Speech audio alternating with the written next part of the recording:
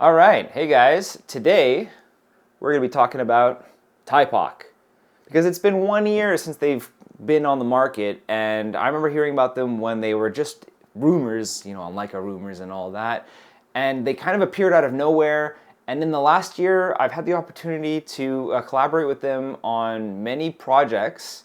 Mostly obviously being with the reviews. I've now had the chance to test 4 of their lenses, and as we've seen, they are just constantly pumping out lenses.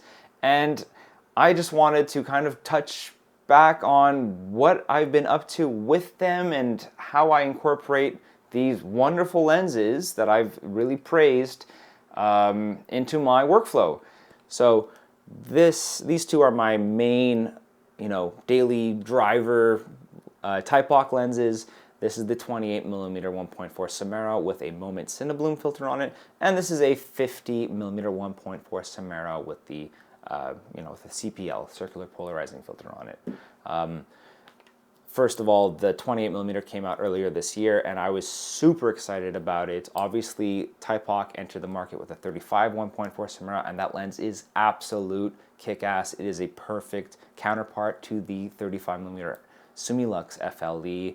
I think it's a great lens. It's obviously not exactly the same optically, but it's so close that the value just makes perfect sense for me. That being said, the 28mm is obviously an evolution on it. Thypoch has just been moving so quickly, dishing out everything they got, listening to the public. There's so many communities that they're just watching and listening to that they have paid attention. They've incorporated the chrome rings on their front, on the bayonet mount for their lenses. They've now gotten rid of the focus tab here, the infinity lock, and they opted for a proper tab on their lenses. So, it's definitely a work in progress, but it's cool to see lens manufacturers so engaged with the community, but also dishing out lenses that we want. Right? The 28mm is definitely a lens that people have been asking for. 28mm is wider than my usual 35. It's obviously a little tighter than the 21 that I reach for when I do, street photography. But when I went to New York City, on behalf of Thypoch, mind you, for B&H, I used the 28mm 1.4 and of course the brand new at the time Thypoch Eureka. This is the aluminum one. Check out the review I dropped before.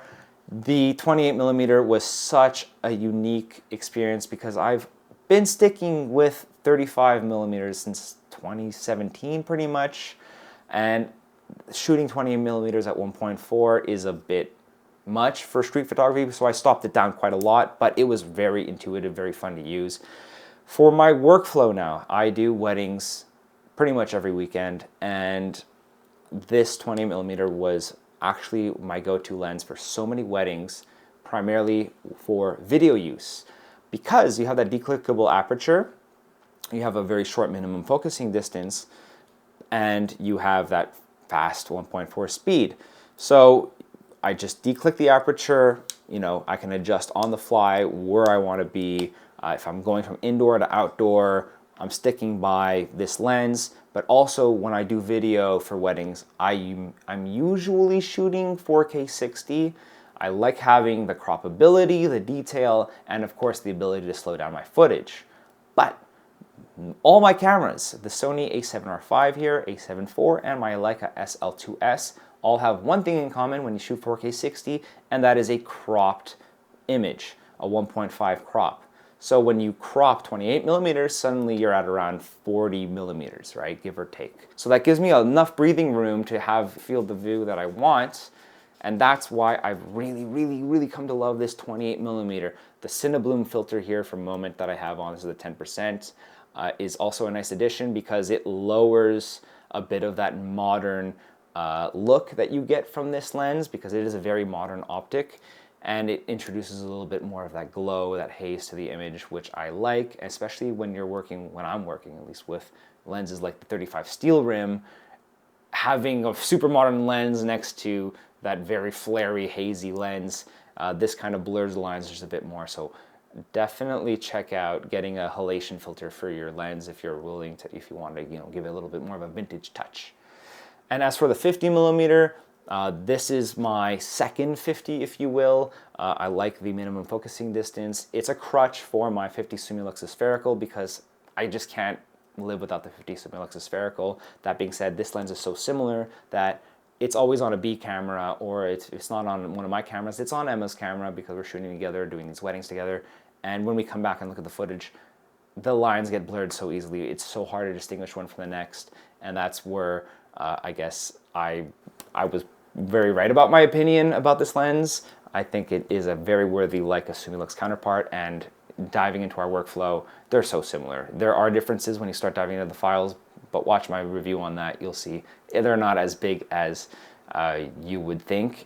Now, the Eureka as well is a wild card because I just enjoy using this for personal use. When I first tried it, it was in New York City when I was, at B&H for Thypoch, and I took this out for a spin for the whole day, and I fell in love with this lens. It really did feel like just a modern 50 Summicron collapsible, and I really enjoyed it for that. But yeah, so basically, to summarize, Thypoch has been listening to the public. They're very community-based, which has been very impressive. They have their Facebook groups. They're always monitoring the chats and monitoring posts and replying and trying to engage with the community, but listening to them as well, right? With the 35 Simera that came out a year ago, there were a few things that people had a few minor gripes with. Optically, they were phenomenal, but there was the infinity lock at first. There was the bayonet mount at first that wasn't chromed, and now it seems like Thypoch is rolling out these chromed bayonet mounts, as you can see here. This is nice and metal, so when you mount the hoods, although I never use a hood, you don't have to worry about scratching away the anodized filling. And of course, they've omitted the infinity lock that's right here, and they've gone with a proper tab. And I think that was definitely a missing touch, because you don't really need an infinity lock. That's a carryover from LTM lenses from way back in the 1950s. So cute homage, but this is very refined, and it's nice to see a lens manufacturer actively listening and engaging with their users and creating products for them. And for that, I really, really respect the brand. And also, speaking of which, they've been around for a year now, and they're really trying to shake up the market because they lowered their prices now by 10%, and they also have Black Friday deals. If you're watching this in time for Black Friday, definitely jump on it. If you're looking at one of these lenses, now is definitely time to buy it. I'm going to drop some affiliate links in the description below. If you guys can click on those, obviously, if you purchase anything, it will help support this channel, and that would be greatly appreciated. Camtec now sells Thypoch lenses, so definitely get your Thypoch lenses from Camtec if you can. And also, thank you guys for watching. Thank you guys for following my channel for the time, and I appreciate communicating with you guys and everything. So I'll see you guys in the comments below. See you guys in my next video. Don't worry, Leica M10R video is coming out soon.